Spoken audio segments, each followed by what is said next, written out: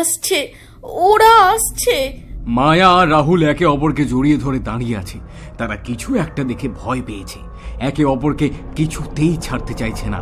মায়া আর রাহুল জানে তাদের নিশ্চিত পরিণতি কি হতে চলেছে। এবার কি হবে? ওরা তো এসে গেছে। মনে হয় এই জন্যে আর একসাথে থাকতে পারবো না। রাহুল মায়াকে রেখে পালাবার চেষ্টা করে, আর তখনই জোরে বৃষ্টি নামে আর একটা গুলির শব্দ শোনা যায়। তাড়াতাড়ি পালাও, তাড়াতাড়ি পালাও রাহুল, পালাও। কিছুদিন আগের কথা, ফাঁকা রাস্তা, বৃষ্টিতে পিছল হয়ে আছে। বৃষ্টি অনেকক্ষণ থেকে হচ্ছে, কিছুতেই থামছে না। সাদা গাড়িটা পিছনের রাস্তা দিয়ে ছুটে চলেছে। 13 নম্বর হাইরোড। এই রাস্তা ঘিরে রয়েছে অনেক কথা, অনেক রহস্য। চারিদিকে ঘন অন্ধকার। কোনো কিছু থেকে যেন পালিয়ে যাওয়ার জন্যেই রাহুল গাড়িটাকে প্রচন্ড স্পিডে ছোটাচ্ছে। কিছুটা দূরে গিয়েই গাড়িটা থেমে যায়। রাহুল আর মায়া একে অপরের দিকে ভয়ে ভয়ে তাকায়। আমার ভয় করছে রাহুল। ভয় কি? আমি আছি তো মায়া, আমি আছি তো। চলো চলো, আমরা এই জঙ্গলের ভেতর দিয়ে অন্য রাজ্যে চলে যাব। কেউ আমাদের নাগালটিও পাবে না। গাড়িটা ওখানে ফাঁকা শুনশান রাস্তায় রেখে দিয়ে তারা দৌড়তে শুরু করে জঙ্গলের পথ ধরে। কোথায় যাচ্ছে তারা তা জানে না, শুধু কোনো কিছু থেকে যেন একটা পালিয়ে যেতে চাইছে। বৃষ্টিতে ভিজে ভিজে দৌড়ে যাচ্ছে জঙ্গলের আরো গভীরে। 13 নম্বর হাইরোড ধরে একটা ছোট্ট সাদা গাড়ি ছুটে চলেছে। গাড়ির ভেতরে বসে আছে অরিন্দম। সে আজকে একটা বন্ধুর বাড়িতে যাচ্ছে। বন্ধুটা অনেক করে অনুরোধ করেছে আজকে রাতের মধ্যেই আসতে। এই ঝড় বৃষ্টি মাথায় করে ছুটে চলেছে এই সাদা গাড়িটা। মনে বেশ আনন্দ, তাই রেডিওটা একটু জোরেই চালায়। রেডিওতে গান বাজছে আর এক মনে ছুটিয়ে চলেছে গাড়ি। গাড়িটা কিছুটা এগোতেই হঠাৎ দেখতে পায় রাস্তার ধারে একটা মেয়ে দাঁড়িয়ে আছে। হাত নেড়ে সাহায্যের জন্য তাকে ডাকছে। রাতের বেলায় এত ফাঁকা জায়গায় একটা মেয়েকে লিফট দেওয়াটা মোটেই ঠিক হবে না। আর তার একটাই কারণ, এখন চারিদিকে যে হারে ফ্রড হচ্ছে, আমাকেই না মেরে আমার গাড়ি নিয়ে পালায়। অরিন্দম দেখেও না দেখার ভান করে গাড়ি ছুটিয়ে দেয়। আসলে শহরের দিকে এখন রাতের অন্ধকারে অনেকেই এইভাবে গাড়িতে ঢুকে ব্ল্যাকমেইল করে ছিনতাই করে। অরিন্দম সেটা জানে, খবরের কাগজে তো হামেশাই এই কথা শোনা। গাড়িটা চালাতে চালাতে হঠাৎ অরিন্দমের মনে হলো সেই একই রাস্তাতেই সেই গাড়িটা চালিয়ে নিয়ে যাচ্ছে। আরে ব্যাপারটা কি হলো? এই বাঘটা তো কিছুক্ষণ আগেই বেরোলাম, তাহলে আবার কেন? কি হচ্ছে কি এটা? আমি কি ভুল করে অন্য রাস্তা ধরেছি? জায়গাটা আমার জন্য একেবারেই নতুন। অরিন্দম এবার দেখতে পায় রাস্তার ধারে দাঁড়িয়ে সেই মেয়েটা, আর এখন তার সাথে আরেকটা ছেলেও আছে। এবার তারা গাড়ির একদম সামনে এসে দাঁড়িয়েছে। অরিন্দম হঠাৎ করে একটা ব্রেক কষে গাড়ির কাচ নামিয়েই ভেতর থেকে বলে, কি ব্যাপার? রাস্তার একদম মাঝখানে, মতলবটা কি? সাহায্য করুন, কেউ আমাদের সাহায্য করুন প্লিজ। আমাদের সাহায্য করুন। একা একটা রাস্তায় আমি আপনাদের কিভাবে ভরসা করি বলুন তো? আর তাছাড়া এরকম একটা জায়গায় আপনারা এমনভাবে দাঁড়িয়ে আছেন, আপনারা যদি ঠক জোচ্চর হন্টন তাহলে তো। দয়া করে সাহায্য করুন, আমাদের এখান থেকে নিয়ে চলুন, নয়তো ওরা আমাদের মেরে ফেলবে। দয়া করে সাহায্য করুন। অরিন্দম একবার চারপাশটা দেখে ভাবে, হতেও পারে মেয়েটা বিপদে পড়েছে। মেয়েটার জামাতে কাদা লেগে আছে, বৃষ্টি হচ্ছে, বৃষ্টিতে দুজনকে এভাবে একা ছেড়ে চলে যাবে। অরিন্দমের বিবেক নাড়া দিয়ে ওঠে। অরিন্দম সঙ্গে সঙ্গে গাড়ির দরজা খুলে দেয়। দুজনে এসে ঢুকে বসে। অরিন্দম গাড়ি ছুটিয়ে দেয়। এফএমে তখনও গান বাজছে। ব্যাপারটা খুলে বলুন তো, কি কারা করেছে? আসলে আমার বাবা একজন বড় বিজনেসম্যান। তিনি চান না আমি রাহুলকে বিয়ে করি। রাহুল আমাদের বাড়ির ড্রাইভার। আমি রাহুলকে ভালোবেসে পালিয়ে এসেছি। বাবা রাহুলকে মারতে চাইছে এখন, আর আমাকে তার কাছ থেকে কেড়ে নিতে চাইছে। আমরা পালিয়ে অন্য জায়গায় চলে যাব আর সেখানে সংসার করব। অরিন্দমের এরকম ভালোবাসা দেখে চোখে জল চলে আসে। সব মেয়েরা যদি এমন হতো তাহলে কতই না ভালো হতো। মনে পড়ে যায় পুরনো দিনের কথা। হঠাৎ করেই রেডিওতে একটা শো চলতে থাকে। সেখানে বলা, ভালোবাসার শেষ হয় না, ভালোবাসা মরে না, ভালোবাসা চিরন্তন সত্য। ভালোবাসার মানুষের জন্য গান সাজেস্ট করুন, আমরা সেই গান শোনাবো আপনার প্রিয় মানুষের উদ্দেশ্যে। হয়তো এখন সে আপনাকেই মনে করছে। বাহ, এই শোটা আমার খুবই প্রিয়। আমারও, আমিও গাড়ি চালাতে চালাতে এই শোটা শুনতাম। অরিন্দম কিছু না ভেবেই ফোন লাগিয়ে দেয় নাম্বারে, সঙ্গে সঙ্গে বলে, আমি আমার পছন্দের মানুষের জন্য গান শোনাতে চাই, আপনারা এই গানটা চালান।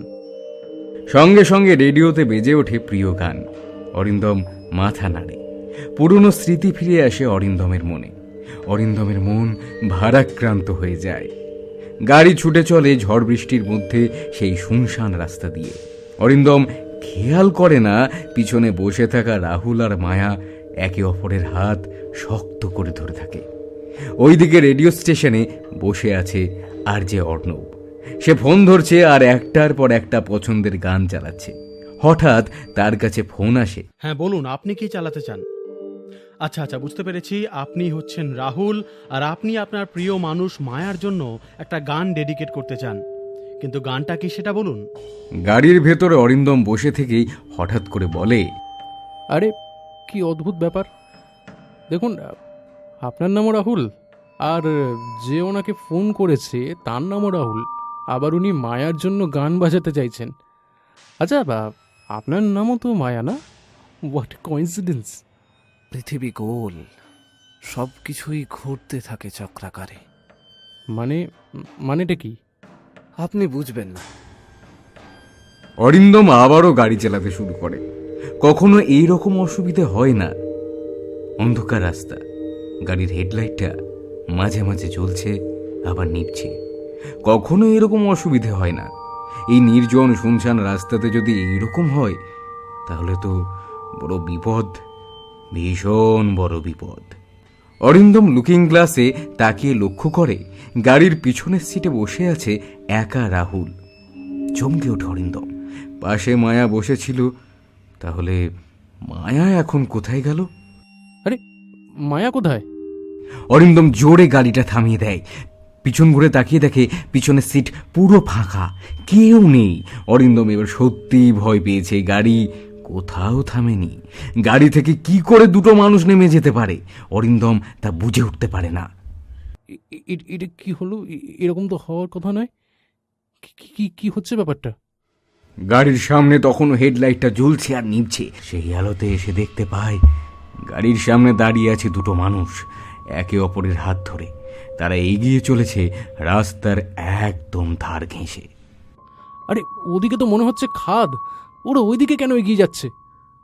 এই ওদিকে যেও না, শোনো আমার কথা, যেও না ওদিকে। দুজনে অরিন্দমের দিকে তাকালো, তারপর মুখে একটা শান্তির হাসি দিয়ে ওই খাদে ঝাঁপ দিল। কিন্তু অদ্ভুত ব্যাপার, কোনো চিৎকার ভেসে আসলো না।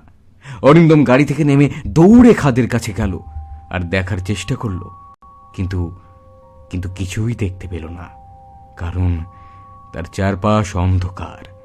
অরিন্দম এবার ভীষণ ভয় পেয়ে গাড়িতে এসে বসে এবং গাড়ি জোরে ছুটিয়ে দেয়। তখনও রেডিওতে বেজে চলেছে কারো অনুরোধে তার প্রিয় মানুষের উদ্দেশ্যে অনুরোধ করা কোনো গান। আমাকে এখান থেকে পালাতে হবে। অরিন্দম আরো জোরে গাড়িটা চালিয়ে দেয়। হঠাৎ রেডিওর ওপার থেকে ভেসে আসে একটা মেয়ের কণ্ঠ। আমি তোমাকে ভালোবাসি রাহুল, এটা আমার তোমাকে পাঠানো মেসেজ। আমি জানি তুমি হয়তো আমাকে ভুল ভাবছো, কিন্তু বিশ্বাস করো, আমি তোমাকে ভালোবাসি। আমার ভালোবাসা চিরন্তন সত্য। আমার বাবা সেদিন আমাকে ধরে নিয়ে চলে আসে, তোমাকে মেরে ওরা খাদে ফেলে দেয়। এটা দেখার পর আমি সত্যি সত্যি সহ্য করতে পারিনি।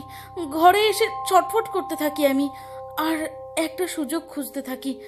আমি সেই দিন রাতেই ছাদ থেকে ঝাঁপ দিয়ে মারা গেছি। বিশ্বাস করো রাহুল, আমাদের ভালোবাসা চিরন্তন সত্য।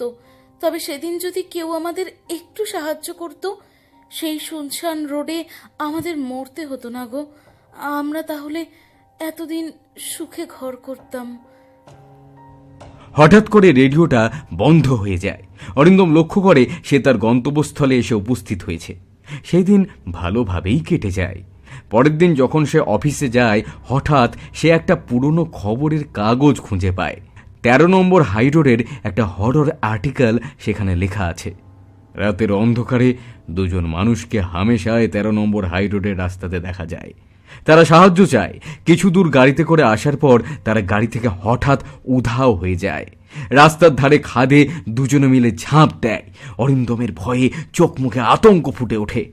আর্টিকেলে আরও লেখা আছে, আর তখনই রেডিওতে ভেসে ওঠে তাদের প্রিয় গান আর কিছু কথা। কারণ কখনো ক্ষতি করেনি, শুধু অসমাপ্ত ভালোবাসাকে মনে রেখেছে। সত্যি ভালোবাসা কখনো মরে না। অরিন্দম মনে মনে বলে, ভালোবাসা কখনো মরে না, ভালোবাসা কখনো মরতে পারেই না।